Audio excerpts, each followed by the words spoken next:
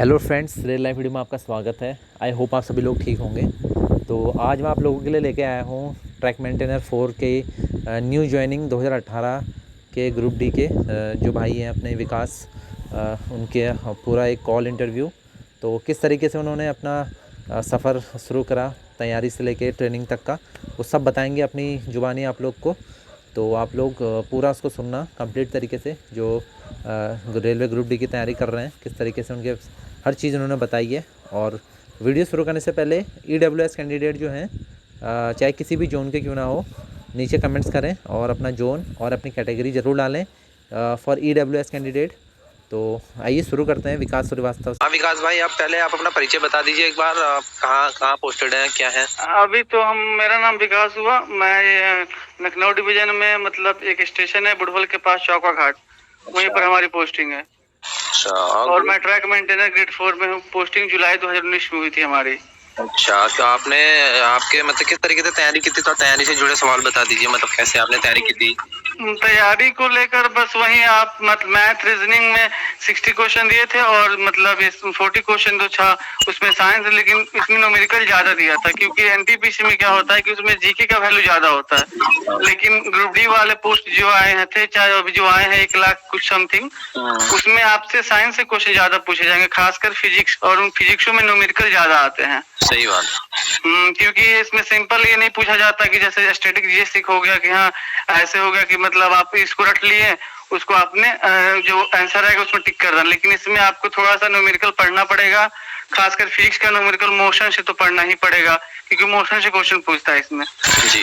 अच्छा, आपके raw marks और फिर बाद में आपका कितना नॉर्मलाइजेशन हुआ, क्या हुआ? मेरा रॉ मार्क्स 72 नंबर था, बाद में नॉर्मलाइजेशन के बाद 81.79 हुआ। मैं जनरल कैटेगरी से था। जनरल कैटेगरी से गोरखपुर की कट ऑफ 73.50 गई थी पीईटी के लिए, और आफ्टर पीईटी मतलब फाइनल सिलेक्शन 78.50 पर हुआ। अच्छा, आपकी जरा पोस्ट प्रेफरेंस बता दीजिए कि क्या आपकी पोस्ट प्रेफरेंस थी? मैंने तो पोस्ट प्रेफरेंस अच्छा ही डाला था, लेकिन क्या पता मेरी किस्मत, चाहे जो भी हो, मेरा मेडिकल स्टैंडर्ड बेहतर था, तो क्या पता उसी के चलते मुझे इंजीनियरिंग डिपार्टमेंट दिया गया और ट्रैक मेंटेनर मिल गया हमें। बाद में भी थोड़ा सा उदास था, क्योंकि मैं भी प्रेफर तो पॉइंट्स में नहीं किया था, नहीं, और ये वर्कशॉप में किया था, लेकिन क्या पता आप उठा के दे दिया गया ट्रैक मेंटेनर। मेरे साथ ही नहीं, बहुत ऐसे मतलब ऐसे लड़के हैं जिन्होंने ट्रैक मेंटेनर को प्रेफर बाद में किया था, लेकिन उनको मतलब हो सकता है कहीं हमारे लखनऊ डिवीजन में पॉइंट्समैन चाहे गेटमैन की सीटें ऑपरेटिंग में कम रही होंगी, इसलिए इंजीनियरिंग की सीटें को ज्यादा वैल्यू करके उसे ट्रैक मेंटेनर दे दिया गया। अच्छा, और आपका मेडिकल कैसे हुआ, कहाँ हुआ, किस जगह पे? मेरा मेडिकल इज्जत नगर बरेली के पास जो है, वहीं पर मेरा मेडिकल हुआ था।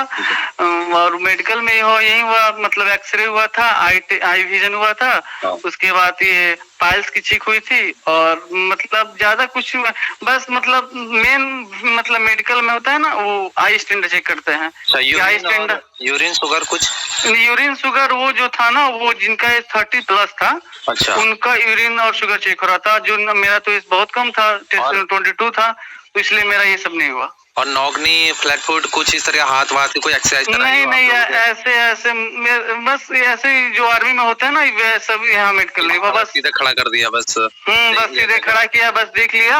और वही मतलब क्वेश्चन भी ऐसा मौखिक इंटरव्यू कुछ नहीं हुआ, बस केवल मेडिकल चेक हो गई। और सुबह में आप 9 बजे रिपोर्ट हम लोग की है। अच्छा। और शाम को 5 बजे तक हम लोग को, मतलब जो फिट होगा उसको बोल दिया कि तुम फिट हो, चले जाओ तुम घर पर। और जो अनफिट हुए तो उनको अनफिट का एक लेटर दे दिया गया कि आप इस वजह से अनफिट हुए हैं। तो अनफिट का कुछ आपको पता है कि किस में अनफिट हुए थे वहाँ बच्चे?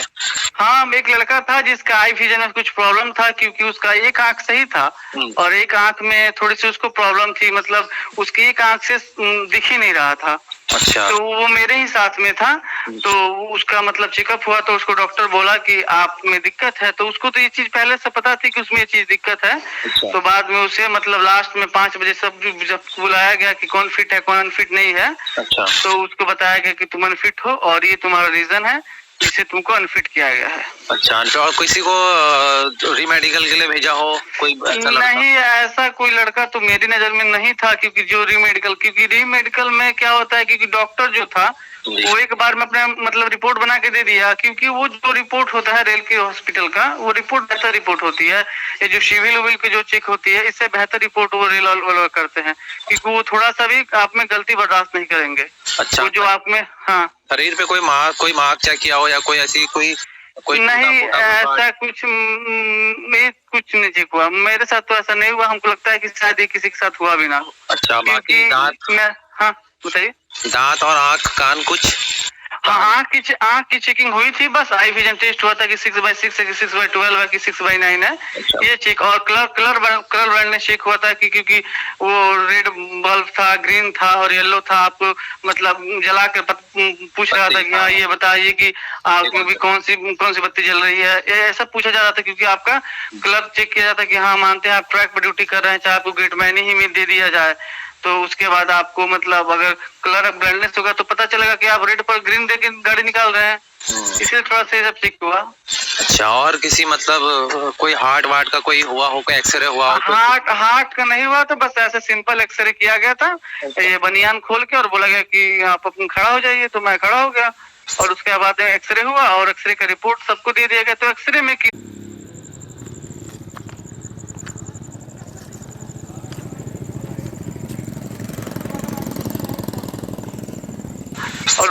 एक्सरे हुआ और एक्सरे का रिपोर्ट सबको दे दिया गया। तो एक्सरे में किसी को फेल नहीं हुआ, कोई फेल भी नहीं हुआ।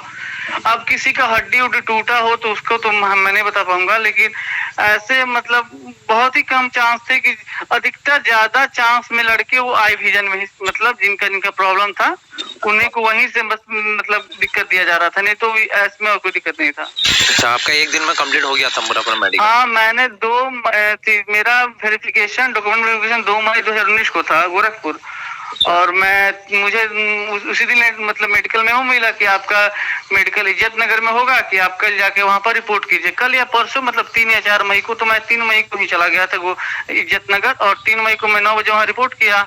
उसके बाद ये सब मतलब चेक को होते होते शाम को 5 बज गए, और बोला गया कि आप फिट हैं बिल्कुल, आप घर चले जाइए, यहाँ से आपके नाम का लेटर आपके RRC गोरखपुर में चला जाएगा। अच्छा, और मेडिकल से डॉक्यूमेंट वेरिफिकेशन में कोई दिक्कत? डॉक्यूमेंट वेरिफिकेशन में बस जो आपका जैसे 10th लेवल पर था ग्रुप डी, तो बस 10th का ही सर्टिफिकेट चेक हुआ। मैंने तो इंटर ग्रेजुएशन सबका रखा था, लेकिन उन्होंने कभी लिया ही नहीं। वो बोले कि 10th बेसिस का है, आप 10th बेसिस ही जमा कीजिए।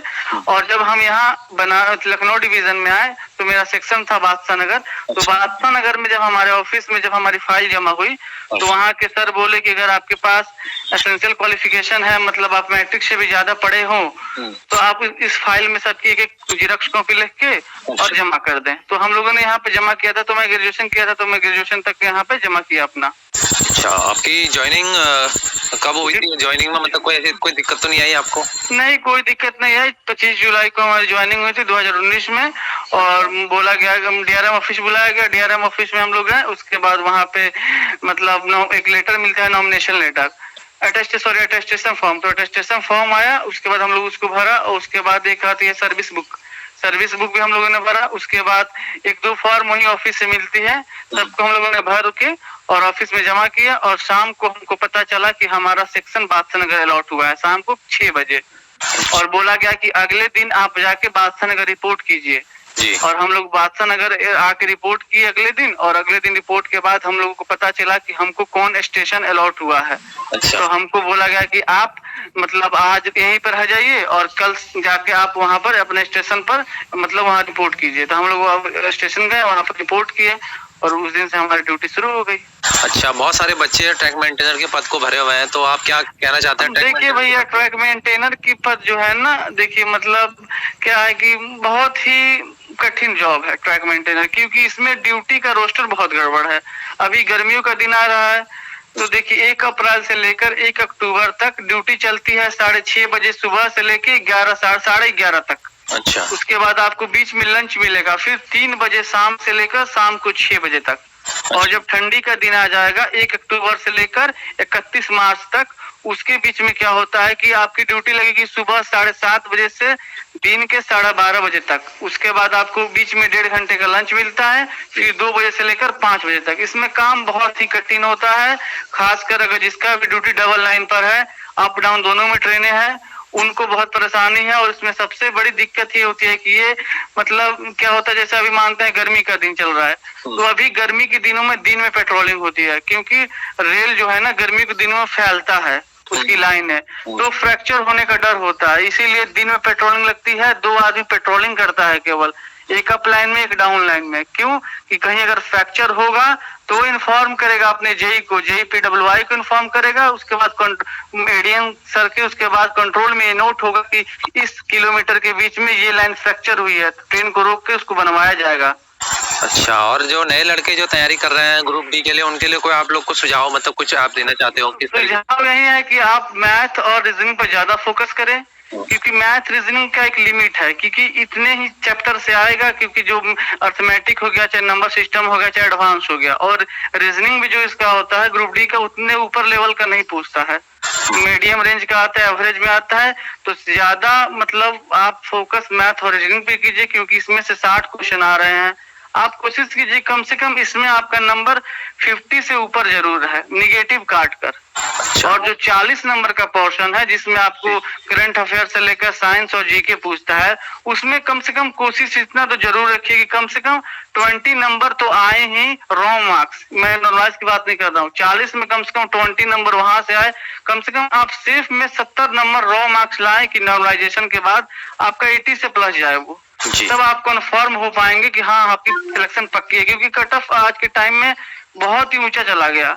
हम लोग के टाइम में देखिए जब 78.5 पे जनरल के गोरखपुर हुआ, तभी आप समझिए कि कहाँ पिछली टाइम में पिछली वैकेंसी का भी कट ऑफ हम लोग वॉच किया था, 63 नंबर पर गोरखपुर का हुआ था जनरल का, और ओबीसी का तो 58 पर ही हो गया था।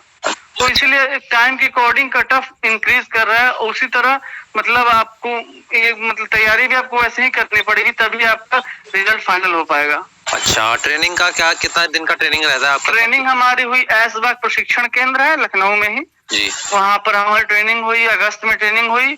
मतलब आप जब ज्वाइनिंग करेंगे, जब आपकी स्टेशन अलॉट हो जाएगी, उसके बाद आपके नाम का लेटर आपके ऑफिस से जाएगा जी कि इन लड़कों को मतलब सबको एक बार में ट्रेनिंग नहीं होती है, हर स्टेशन से 4-5 लड़के को बुलाया जाता है, क्योंकि ज्यादा लड़के हो जाएंगे तो फिर ट्रैक पर काम कौन करेगा। सही बात। तो ऐसे में हर मतलब स्टेशन से 4-5 लड़के को बुलाया जाता है कि आप आके ट्रेनिंग कीजिए। तो 14 दिन की हमारी ट्रेनिंग हुई थी, और 14 दिन में ट्रेनिंग में यही पढ़ाया गया कि कैसे काम करना है। अगर मानते हैं ट्रेन आ रही है, लाइन फ्रैक्चर है, तो आप उस स्थिति में क्या करेंगे।